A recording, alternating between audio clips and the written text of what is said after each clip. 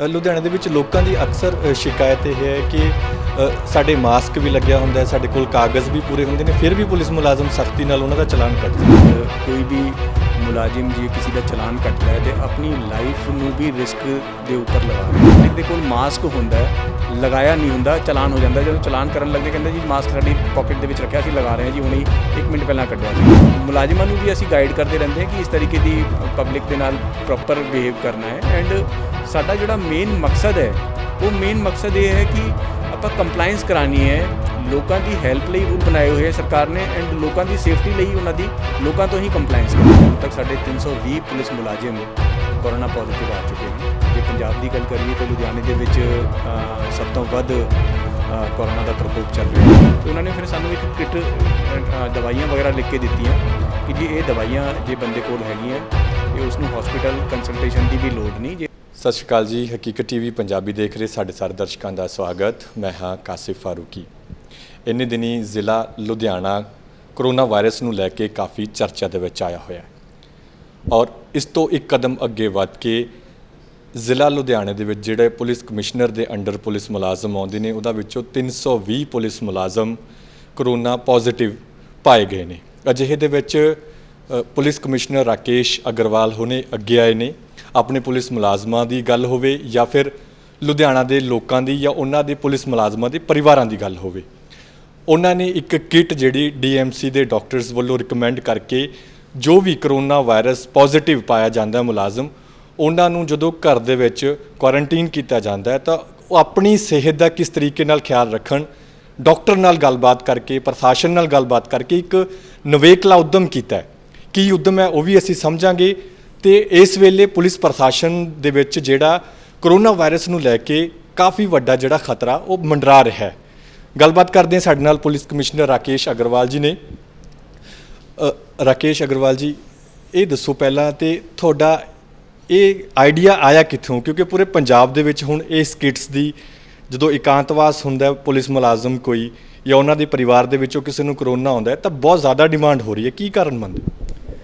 ਦੇਖੋ, ਲੁਧਿਆਣੇ ਦੇ ਵਿੱਚ ਸਭ ਤੋਂ ਪਹਿਲਾਂ ਇਹ ਕੇਸਿਸ ਆਉਣੇ ਚਾਲੂ ਹੋਏ ਕਿਉਂਕਿ ਡੈਂਸਿਟੀ ਇੱਥੇ ਜ਼ਿਆਦਾ ਹੈ ਪਾਪੂਲੇਸ਼ਨ ਦੀ। ਐਂਡ ਹੁਣ ਤੱਕ ਸਾਡੇ 320 ਪੁਲਿਸ ਮੁਲਾਜ਼ਮ ਕੋਰੋਨਾ ਪੋਜ਼ਿਟਿਵ ਆ ਚੁੱਕੇ ਹਨ। ਜੇ ਪੰਜਾਬ ਦੀ ਗੱਲ ਕਰੀਏ ਤਾਂ ਲੁਧਿਆਣੇ ਦੇ ਵਿੱਚ ਸਭ ਤੋਂ ਵੱਧ ਕੋਰੋਨਾ ਦਾ ਪ੍ਰਕੋਪ ਚੱਲ ਰਿਹਾ ਹੈ ਐਂਡ ਅਸੀਂ ਪੀਕ ਕੋਰੋਨਾ ਦੇ ਪ੍ਰਕੋਪ ਤੋਂ ਗੁਜ਼ਰ ਰਹੇ ਹਨ। ਜਦੋਂ ਇਹ ਸਾਡੇ ਮੁਲਾਜ਼ਮ ਪੋਜ਼ਿਟਿਵ ਆ ਜਾਂਦੇ ਸੀ, ਇੱਕਦਮ ਕਈ ਵਾਰੀ ਪੈਨਿਕ ਕਰ ਜਾਂਦੇ ਸੀ ਕਿ ਸਾਨੂੰ ਹਸਪੀਟਲ ਦੇ ਵਿੱਚ ਐਡਮਿਟ ਕਰਵਾਓ।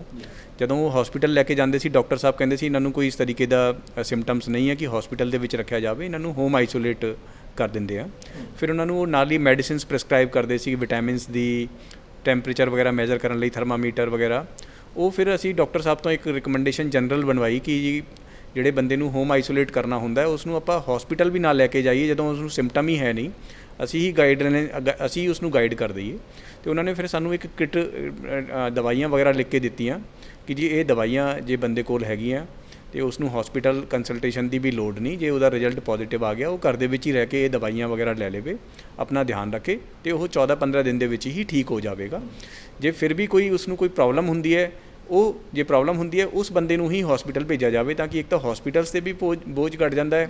ਇੱਕ ਹਸਪੀਟਲ ਜਦੋਂ ਬੰਦਾ ਜਾਂਦਾ ਹੈ ਉਸ ਨੂੰ ਕ੍ਰੋਸ ਇਨਫੈਕਸ਼ਨ, ਕੋਈ ਦੂਜੀ ਬਿਮਾਰੀਆਂ ਦੇ ਵੀ ਇਨਫੈਕਸ਼ਨ ਹੋਣ ਦੀ ਸੰਭਾਵਨਾ ਹੁੰਦੀ ਹੈ ਜਾਂ ਉਸ ਬੰਦੇ ਤੋਂ ਦੂਜੇ ਬੰਦਿਆਂ ਨੂੰ ਇਨਫੈਕਸ਼ਨ ਹੋਣ ਦੀ ਸੰਭਾਵਨਾ ਹੁੰਦੀ ਹੈ।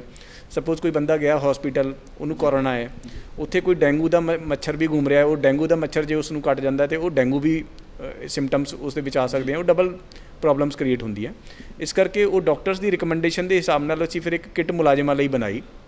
ਉਹ ਕਿੱਟ ਅਸੀਂ ਫ੍ਰੀ ਆਫ ਕਾਸਟ ਪੁਲਿਸ ਮੁਲਾਜ਼ਮਾਂ ਨੂੰ ਦੇ ਰਹੇ ਹਨ। ਉਸ 'ਚ 17-18 ਟਾਈਪ ਦੇ ਆਈਟਮਸ ਹਨ ਜਿਹੜੇ ਕਿ ਬਹੁਤ ਨੋਮੀਨਲ ਕਾਸਟ 'ਤੇ ਅਸੀਂ ਲੈ ਕੇ ਉਹਨਾਂ ਨੂੰ ਮੁਲਾਜ਼ਮਾਂ ਨੂੰ ਤਾਂ ਫ੍ਰੀ ਆਫ ਕਾਸਟ ਦੇ ਰਹੇ ਹਾਂ, ਵੈਲਫੇਅਰ ਫੰਡ ਦੇ ਵਿੱਚੋਂ ਅਸੀਂ ਦੇ ਰਹੇ ਹਾਂ। ਫਿਰ ਸਾਨੂੰ ਮੁਲਾਜ਼ਮਾਂ ਦੀ ਵੀ ਕਈ ਵਾਰੀ ਰਿਕੁਐਸਟ ਆ ਜਾਂਦੀ ਸੀ ਕਿ ਜੀ ਮੇਰੇ ਫਲਾਂ ਰਿਸ਼ਤੇਦਾਰ ਨੂੰ ਵੀ ਕੋਰੋਨਾ ਹੋ ਗਿਆ ਹੈ, ਉਹਨਾਂ ਨੂੰ ਵੀ ਇਹ ਕਿੱਟ ਦਿੱਤੀ ਜਾਵੇ। ਅਤੇ ਉਹ ਫਿਰ ਸਾਡੀ ਪੁਲਿਸ ਲਾਈਨ ਦੇ ਵਿੱਚ ਇੱਕ ਕੈਂਟੀਨ ਚੱਲਦੀ ਹੈ ਜਿਸ 'ਚ ਅਸੀਂ ਰਾਸ਼ਨ ਵਗੈਰਾ ਪੁਲਿਸ ਮੁਲਾਜ਼ਮਾਂ ਨੂੰ ਸਬਸਿਡਾਈਜ਼ਡ ਰੇਟਸ 'ਤੇ ਦਿੰਦੇ ਹਾਂ। ਉੱਥੇ ਅਸੀਂ ਇਹ ਕਿੱਟਸ ਰਖਵਾਤੀਆਂ ਕਿ ਜਿਹੜੇ ਵੀ ਮੁਲਾਜ਼ਮ ਦੇ ਕੋਈ ਰਿਸ਼ਤੇਦਾਰ ਨੂੰ ਚਾਹੀਦੀ ਹੈ ਜਾਂ ਕਿਸੇ ਵੀ ਪਬਲਿਕ ਦੇ ਬੰਦੇ ਨੂੰ ਚਾਹੀਦੀ ਹੈ, ਉਹ ਉੱਥੋਂ ਔਨ ਪੇਮੈਂਟ ਬੇਸਿਸ ਉਹ ਲੈ ਸਕਦਾ ਹੈ। ਤੇ ਪੁਲਿਸ ਮੁਲਾਜ਼ਮਾਂ ਲਈ ਬਿਲਕੁਲ ਫ੍ਰੀ ਹੈ ਐਂਡ ਉਹਨਾਂ ਦੇ ਜਿਹੜੇ ਪਬਲਿਕ ਲਈ ਹੈ ਉਹ ਅਸੀਂ ਨੋਮੀਨਲ ਕਾਸਟ ਤੇ ਜੋ ਵੀ ਇਹਨਾਂ ਦੀ ਕਾਸਟ ਸਾਨੂੰ 1700 ਰੁਪਏ ਪੈ ਰਹੀ ਹੈ ਕਿਟ ਦੀ, ਉਸ ਹਿਸਾਬ ਨਾਲ ਇਹਨਾਂ ਨੂੰ ਪਬਲਿਕ ਨੂੰ ਦੇ ਰਹੇ ਹਾਂ। ਜੀ ਸੀਪੀ ਸਾਹਿਬ, ਇੱਕ ਹੋਰ ਬੜਾ ਅਹਿਮ ਮਸਲਾ ਹੈ, ਤੁਹਾਨੂੰ ਕੀ ਲੱਗਦਾ ਹੈ ਕਿ ਜਿਹੜੇ ਕਰੋਨਾ ਵਾਇਰਸ ਦੇ ਇਫੈਕਟਿਵ ਜਿਹੜੇ ਮੁਲਾਜ਼ਮ ਨੇ ਉਹ ਲੁਧਿਆਣਾ ਪੁਲਿਸ 'ਚ ਕਿਉਂ ਜ਼ਿਆਦਾ ਆ ਰਹੇ ਨੇ? ਦੇਖੋ, ਲੁਧਿਆਣਾ ਦੀ ਇੱਕ ਤਾਂ ਡੈਂਸਿਟੀ ਪੋਪੂਲੇਸ਼ਨ ਦੀ ਬਹੁਤ ਜ਼ਿਆਦਾ ਹੈ ਐਂਡ ਇੱਥੇ ਮਾਈਗ੍ਰੇਟਰੀ ਪੋਪੂਲੇਸ਼ਨ ਬਹੁਤ ਜ਼ਿਆਦਾ ਹੈ। ਇਹਦੇ ਕਈ ਮਲਟੀਪਲ ਰੀਜ਼ਨ ਹੈ ਕਿ ਇੱਥੇ ਕਈ ਪੋਕਟਸ ਇਸ ਤਰੀਕੇ ਦੀਆਂ ਜਿੱਥੇ ਕਿ ਆਬਾਦੀ ਬਹੁਤ ਜ਼ਿਆਦਾ ਰਹਿੰਦੀ ਹੈ। ਬਿਜ਼ਨਸ ਹੋਣ ਕਰਕੇ ਬਾਹਰੋਂ ਵੀ ਬੰਦੇ, ਜਿੱਦਾਂ ਦਿੱਲੀ ਤੋਂ, ਬੰਬੇ ਤੋਂ, ਉੱਧਰੋਂ ਵੀ ਕਾਫੀ ਬੰਦੇ ਜਿੱਥੇ ਪਹਿਲਾਂ ਪ੍ਰਕੋਪ ਜ਼ਿਆਦਾ ਸੀ ਕੋਰੋਨਾ ਦਾ, ਉੱਥੋਂ ਵੀ ਆਏ ਅਤੇ ਉਹਨਾਂ ਕਰਕੇ ਇਹ ਫਿਰ ਬਿਮਾਰੀ ਫੈਲਦੀ ਹੈ। ਅਤੇ ਇਹ ਤਾਂ ਔਖੀ ਘੜੀ ਹੈ, ਸਾਰੇ ਜੇ ਮਿਲ ਕੇ ਅਸੀਂ ਸਾਹਮਣਾ ਕਰਾਂਗੇ ਅਤੇ ਇਸ ਘੜੀ ਦੇ ਵਿੱਚੋਂ ਨਿਕਲ ਜਾਵਾਂਗੇ। ਸੀਪੀ ਸਾਹਿਬ, ਇੱਕ ਹੋਰ ਬੜਾ ਅਹਿਮ ਮਸਲਾ ਇੱਥੇ ਲੁਧਿਆਣੇ ਦੇ ਵਿੱਚ ਪੁਲਿਸ ਵੱਲੋਂ ਬਾਰ-ਬਾਰ ਜਾਗਰੂਕਤਾ ਮੁਹਿੰਮ ਵੀ ਚਲਾਈ ਜਾਂਦੀ ਹੈ, ਲੋਕਾਂ ਨੂੰ ਅਪੀਲ ਵੀ ਕੀਤੀ ਜਾਂਦੀ ਹੈ, ਪਰ ਇਸ ਵੇਲੇ ਲੋਕ ਬਹੁਤ ਜ਼ਿਆਦਾ ਬੇਪਰਵਾਹ ਹੋਏ ਨੇ। ਕੈਪਟਨ ਅਮਰਿੰਦਰ ਸਿੰਘ ਵੀ ਬੀਤੇ ਦਿਨੀ ਲਾਈਵ ਹੋਏ ਨੇ, ਉਹਨਾਂ ਨੇ ਕਿਹਾ ਕਿ ਸਖਤੀ ਵਰਤਣੀ ਪੈ ਰਹੀ ਹੈ ਮੈਨੂੰ, ਇਸੇ ਲਈ ਕੀ ਅਪੀਲ ਕਰੋਗੇ ਤੁਸੀਂ ਹਕੀਕਤ ਟੀਵੀ ਪੰਜਾਬੀ ਜ਼ਰੀਏ? ਦੇਖੋ, ਇਹ ਤਾਂ ਇਹ ਜਿਹੜੀ ਬਿਮਾਰੀ ਹੈ, ਜਿਹੜੀ ਦੂਜੀ ਬਿਮਾਰੀਆਂ ਹੁੰਦੀ ਸੀਗੀਆਂ, ਮਲੇਰੀਆ ਹੁੰਦਾ ਸੀ ਜਾਂ ਡੇਂਗੂ, ਉਹ ਸਰਕਾਰ ਇਕੱਲੇ ਹੀ ਲੜ ਸਕਦੀ ਸੀਗੀ ਮਲੇਰੀਆ ਵਗੈਰਾ ਨਾਲ, ਕਿ ਮੱਛਰ ਮਾਰਨੇ ਜੀ, ਮੱਛਰਾਂ ਦੀ ਦਵਾਈ ਛਿੜਕਤੀ ਜੀ। ਇਹ ਜਿਹੜੀ ਬਿਮਾਰੀ ਹੈ, ਇਹ ਹੈ ਮਲੇਰੀਆ ਹੈ, ਉਹ ਡੇਂਗੂ ਵਰਗੀ ਹੀ ਹੈ, ਲੇਕਿਨ ਇਹ ਫੈਲਦੀ ਇੱਕ ਬੰਦੇ ਤੋਂ ਦੂਜੇ ਬੰਦੇ ਨੂੰ ਹੈ। ਅਤੇ ਉਹਦਾ ਇਹ ਹੀ ਹੈ ਕਿ ਜਿਹੜੇ ਬੰਦੇ ਨੂੰ ਬਿਮਾਰੀ ਹੋ ਜਾਏ, ਉਸ ਬੰਦੇ ਨੂੰ 14 ਦਿਨ ਲਈ, ਆਪਾਂ ਕੋਈ ਜ਼ਿੰਦਗੀ ਭਰ ਲਈ ਉਸਨੂੰ ਅਲੱਗ ਨਹੀਂ ਕਰਨਾ, 14 ਦਿਨ ਲਈ ਉਹਨੂੰ ਸੈਪਰੇਟ ਕਰਨਾ ਹੈ, ਕਮਰੇ ਦੇ ਵਿੱਚ ਰਹੇ, ਬਾਥਰੂਮ ਅਟੈਚ ਹੋਵੇ, ਉਸਨੂੰ ਖਾਣਾ ਪੀਣਾ ਉੱਥੇ ਹੀ ਦਿੱਤਾ ਜਾਵੇ। 14 ਦਿਨ ਬਾਅਦ ਇਹਦਾ ਵਾਇਰਸ ਆਟੋਮੈਟਿਕਲੀ ਹੀ ਮਰ ਜਾਂਦਾ ਹੈ। ਇਹ ਜਿਹੜੀ ਦਵਾਈਆਂ ਕਿੱਟ ਦੇ ਵਿੱਚ ਹੈ, ਇਹ ਤਾਂ ਕੇਵਲ ਜਸਟ ਉਸਨੂੰ ਹੈਲਦੀ ਰੱਖਣ ਲਈ ਹੈ ਕਿ 14 ਦਿਨ ਤੱਕ ਉਸ ਦਾ ਮਾਨਸਿਕ ਜਿਹੜਾ ਸੰਤੁਲਨ ਹੈ ਉਹ ਬਣਿਆ ਰਹੇ।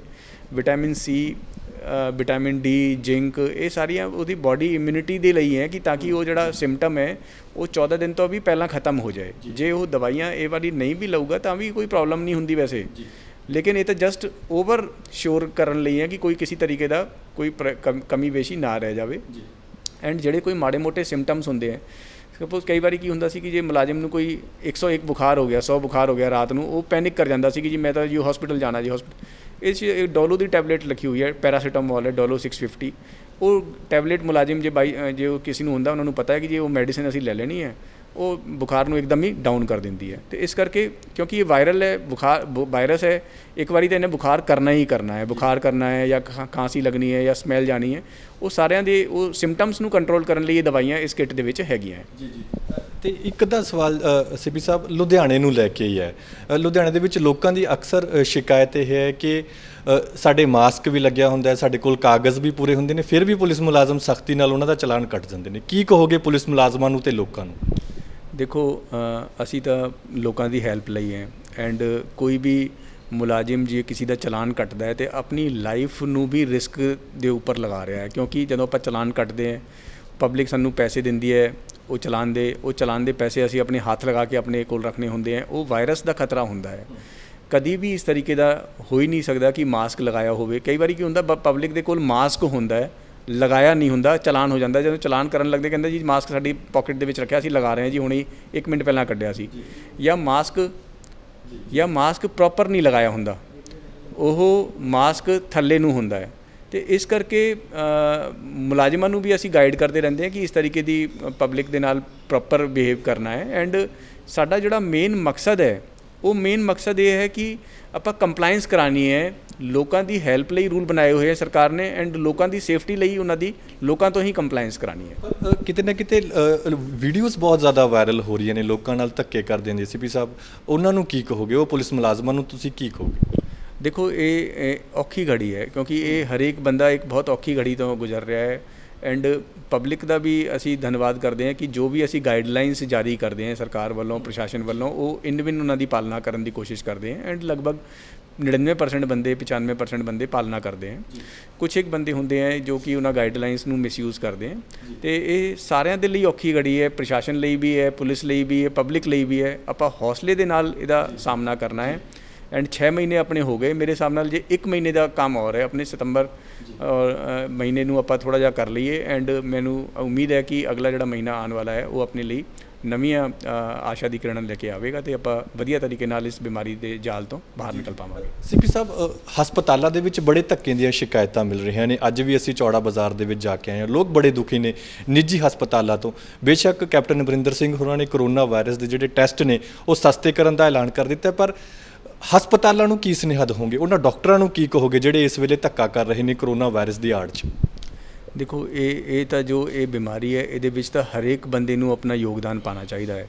ਚਾਹੇ ਉਹ ਪੁਲਿਸ ਹੋਵੇ, ਚਾਹੇ ਉਹ ਡਾਕਟਰਸ ਹੋਣ, ਚਾਹੇ ਉਹ ਸਫਾਈ ਦਾ ਵਰਕਰ ਹੋਵੇ, ਚਾਹੇ ਉਹ ਕੋਈ ਵੀ ਬੰਦਾ ਹੋਵੇ, ਪ੍ਰਾਈਵੇਟ ਬੰਦੇ ਹੋਣ, ਮੀਡੀਆ ਹੋਵੇ, ਸਾਰਿਆਂ ਨੂੰ ਇਹਦੇ ਵਿੱਚ ਜੋ ਵੱਧ ਚੜ੍ਹ ਕੇ ਜੋ ਵੀ ਆਪਣਾ ਉਹ ਕੰਮ ਕਰ ਸਕਦੇ ਹੈ, ਹੈਲਪ ਕਰ ਸਕਦੇ ਹੈ, ਉਹ ਕਰਨਾ ਚਾਹੀਦਾ ਹੈ। ਅਸੀਂ ਆਪਣੇ ਵੱਲੋਂ ਹੌਸਪੀਟਲਸ ਦੇ ਡਾਕਟਰਸ ਨੂੰ ਦੇ ਨਾਲ ਅਸੀਂ ਰਾਬਤਾ ਬਣਾ ਕੇ ਰੱਖਿਆ ਹੋਇਆ ਹੈ। ਜਦੋਂ ਵੀ ਕੋਈ ਸਾਨੂੰ ਪਬਲਿਕ ਦੀ ਕੋਈ ਕੰਪਲੇਂਟਸ ਆਉਂਦੀਆਂ, ਅਸੀਂ ਇਮੀਡੀਏਟਲੀ ਸਾਡਾ ਇੱਕ ਹੈਲਪ ਗਰੁੱਪ ਬਣਿਆ ਹੋਇਆ ਹੈ ਜਿਸ 'ਚ ਸਿਵਲ ਸਰਜਨ ਸਾਹਿਬ ਹੈ, DC ਸਾਹਿਬ ਹੈ, ਮੈਂ ਹਾਂ, ਔਰ ਵੀ ਪ੍ਰਾਈਵੇਟ ਜਿਹੜੇ ਹੌਸਪੀਟਲਸ ਦੇ ਸਾਡੇ ਕੰਸਲਟੈਂਟ ਹਨ, ਉਹ ਉਸ ਕੇਸ ਨੂੰ ਉਹਨਾਂ ਦੇ ਨਾਲ ਡਿਸਕਸ ਕਰਕੇ ਜੋ ਵੀ ਉੱਤੇ ਲੋੜੀਂਦੀ ਕਾਰਵਾਈ ਹੁੰਦੀ ਹੈ ਉਹ ਕਰਦੇ ਹਨ। ਲੇਕਿਨ ਇਹ ਤਾਂ ਇੱਕ ਮਾਨਵਤਾ ਦੀ ਭਲਾਈ ਦਾ ਕੰਮ ਹੈ। ਇੱਕ ਮਹੀਨੇ ਆਪਾਂ ਸਾਰੀ ਚੀਜ਼ਾਂ ਨੂੰ ਭੁੱਲ ਕੇ ਮਾਨਵਤਾ ਦੀ ਭਲਾਈ ਕਰਨੀ ਚਾਹੀਦੀ ਹੈ। ਜੀ ਸੀਪੀ ਸਾਹਿਬ, ਆਖਰੀ ਸਵਾਲ ਹੈ, ਜੇਕਰ ਕੋਈ ਪੁਲਿਸ ਮੁਲਾਜ਼ਮ ਕਿਸੇ ਹੋਰ ਜ਼ਿਲ੍ਹੇ ਦਾ ਹੋਵੇ, ਉਹ ਵੀ ਇਹ ਜਿਹੜੀ ਕਿੱਟ ਦੀ ਆਪਾਂ ਗੱਲ ਕੀਤੀ ਹੈ ਉਹ ਖਰੀਦ ਸਕਦੇ, ਤੇ ਕਿੰਨੇ ਦੇ ਵਿੱਚ ਅਵੇਲੇਬਲ ਹੋਏਗੀ ਇਹ? ਇਹ ਦੇਖੋ, ਕਿੱਟ ਆਮ ਤੌਰ 'ਤੇ ਅਸੀਂ ਜਿਹੜੇ ਲੁਧਿਆਣਾ ਪੁਲਿਸ ਦੇ ਮੁਲਾਜ਼ਮ ਹੈ ਉਹਨਾਂ ਨੂੰ ਆਪਣੇ ਵੈਲਫੇਅਰ ਫੰਡ ਦੇ ਥਰੂ ਫ੍ਰੀ ਆਫ ਕਾਸਟ ਦੇ ਰਹੇ ਹਾਂ। ਕਾਫੀ ਸਾਰੇ ਡਿਸਟ੍ਰਿਕਟਸ ਨੇ ਇਹ ਸਾਡੇ ਤੋਂ ਮੰਗਾਈਆਂ ਹੈਗੀਆਂ। ਉਹ ਡਿਸਟ੍ਰਿਕਟ ਦੇ ਜਿਹੜੇ ਹੈਡ ਹੈ, SSPs ਵਗੈਰਾ, ਉਹ ਆਪਣੇ ਵੈਲਫੇਅਰ ਫੰਡ ਤੋਂ ਮੰਗਾ ਕੇ ਮੁਲਾਜ਼ਮਾਂ ਨੂੰ ਤਾਂ ਉਹ ਫ੍ਰੀ ਆਫ ਕਾਸਟ ਹੀ ਦੇ ਰਹੇ ਹੈ। ਕਈ ਮੁਲਾਜ਼ਮ ਇਸ ਕਿੱਟ ਨੂੰ ਆਪਣੇ ਰਿਸ਼ਤੇਦਾਰਾਂ ਲਈ ਲੈ ਕੇ ਜਾਂਦੇ ਹੈ। ਉਹ ਕਿੱਟ ਕੈਂਟੀਨ ਦੇ ਵਿੱਚੋਂ 1700 ਰੁਪਏ ਦੀ ਇਹ ਕਿੱਟ ਸਾਡੀ ਕੈਂਟੀਨ ਪੁਲਿਸ ਲਾਈਨ ਦੀ ਲੁਧਿਆਣਾ ਦੀ ਕੈਂਟੀਨ ਤੋਂ ਖਰੀਦ ਸਕਦੇ ਹਾਂ। ਬਹੁਤ ਬਹੁਤ ਸ਼ੁਕਰੀਆ ਜੀ ਇਸ ਸਮਾਂ ਦੇਣ ਲਈ। ਬਹੁਤ ਬਿਜ਼ੀ ਹੋ, ਤੁਹਾਡਾ ਬਹੁਤ ਬਿਜ਼ੀ ਸ਼ੈਡਿਊਲ ਹੈ, ਇਸ ਲਈ ਤੁਹਾਡਾ ਸਮਾਂ ਦਿੱਤਾ, ਬਹੁਤ ਬਹੁਤ ਸ਼ੁਕਰੀਆ। ਸੋ ਇਹ ਸਨ ਲੁਧਿਆਣਾ ਸ਼ਹਿਰ ਦੇ ਪੁਲਿਸ ਕਮਿਸ਼ਨਰ ਰਾਕੇਸ਼ ਅਗਰਵਾਲ ਜੀ, ਜਿਨ੍ਹਾਂ ਨੇ ਆਪਣੇ ਮੁਲਾਜ਼ਮਾਂ ਦੀ ਦੇਖਭਾਲ ਦੇ ਲਈ ਜਦੋਂ ਕੋਈ ਕਰੋਨਾ ਵਾਇਰਸ ਪੋਜ਼ਿਟਿਵ ਆ ਜਾਂਦਾ ਹੈ ਤਾਂ ਉਹਨਾਂ ਦੇ ਲਈ ਇੱਕ ਕਿੱਟ ਮੁਹੱਈਆ ਕਰਵਾਈ ਹੈ, ਜਿਸ ਕਿੱਟ ਨੂੰ ਜਦੋਂ ਇਕਾਂਤਵਾਸ ਦਾ ਪ੍ਰੋਸੈਸ ਸ਼ੁਰੂ ਹੁੰਦਾ ਹੈ ਤਾਂ ਉਸ ਦੇ ਵਿੱਚ ਜੇਕਰ ਉਹਦੀ ਤਬੀਅਤ ਨੂੰ ਲੈ ਕੇ, ਚਾਹੇ ਉਹਦੀ ਇਮਿਊਨ ਸਿਸਟਮ ਬੂਸਟ ਕਰਨ ਨੂੰ ਲੈ ਕੇ ਹੋਵੇ ਜਾਂ ਫਿਰ ਮਾਨਸਿਕ ਤੌਰ 'ਤੇ ਉਹਨਾਂ ਨੂੰ ਮਜ਼ਬੂਤ ਕਰਨ ਦਾ ਮਾਮਲਾ ਹੋਵੇ, ਇਹ ਕਿੱਟ ਉਹਨਾਂ ਦੇ ਵਿੱਚ ਕਿਤੇ ਨਾ ਕਿਤੇ ਜ਼ਰੂਰ ਕਾਰਗਰ ਸਾਬਿਤ ਹੋ ਰਹੀ ਹੈ। ਉਹਨਾਂ ਦਾ ਕਹਿਣਾ ਹੈ ਕਿ DMC ਦੀ ਡਾਕਟਰਸ ਤੋਂ ਰਿਕਮੈਂਡ ਕਰਵਾਉਣ ਤੋਂ ਬਾਅਦ ਇਹ ਕਿੱਟ ਦਿੱਤੀ ਗਈ ਹੈ। ਜੇਕਰ ਆਮ ਬੰਦਾ, ਆਮ ਨਾਗਰਿਕ ਵੀ ਕੋਈ ਇਹ ਕਿੱਟ ਲੈਣਾ ਚਾਹੁੰਦਾ ਹੈ ਤਾਂ ਸਿਵਲ ਲਾਈਨ ਦੇ ਜਿਹੜਾ ਥਾਣਾ ਹੈ, ਕਮਿਸ਼ਨਰ ਕੰਟੀਨ ਹੈਗੇ, ਜਿੱਥੋਂ ਪੁਲਿਸ ਕੰਟੀਨ ਹੈਗੀ, ਉੱਥੋਂ ਇਹ ਚੀਜ਼ ਜਿਹੜੀ ਹੈ, ਇਹ ਕਿੱਟ ਜਿਹੜੀ ਹੈ ਉਹ ਲਈ ਜਾ ਸਕਦੀ ਹੈ। ਨਾਲ ਹੀ ਉਹਨਾਂ ਨੇ ਬੜਾ ਸਿੱਧਾ ਤੇ ਸਪਸ਼ਟ ਮੈਸੇਜ ਹੈ ਜਿਹੜਾ ਉਹ ਲੋਕਾਂ ਨੂੰ ਦਿੱਤਾ ਹੈ ਕਿ ਉਹ ਸਹਿਯੋਗ ਦੇਣ, ਅਤੇ ਗਲਤ ਚਲਾਨ ਕੱਟਣ ਵਾਲੇ ਪੁਲਿਸ ਮੁਲਾਜ਼ਮਾਂ ਨੂੰ ਵੀ ਉਹਨਾਂ ਨੇ ਸਖਤ ਰੌਬ ਦੇ ਵਿੱਚ ਜਿਹੜੀ ਉਹ ਚੇਤਾਵਨੀ ਦਿੱਤੀ ਹੈ ਕਿ ਕਿਹਾ ਕਿ ਲੋਕਾਂ ਨਾਲ ਧੱਕਾ ਬਿਲਕੁਲ ਬੰਦ ਹੋਣਾ ਔਰ ਜਿਹੜਾ ਨਾ ਕੀਤਾ ਜਾਵੇ। ਕਾਸਿਫ ਫਾਰੂਕੀ, ਹਕੀਕਤ TV ਪੰਜਾਬੀ, ਲੁਧਿਆਣਾ।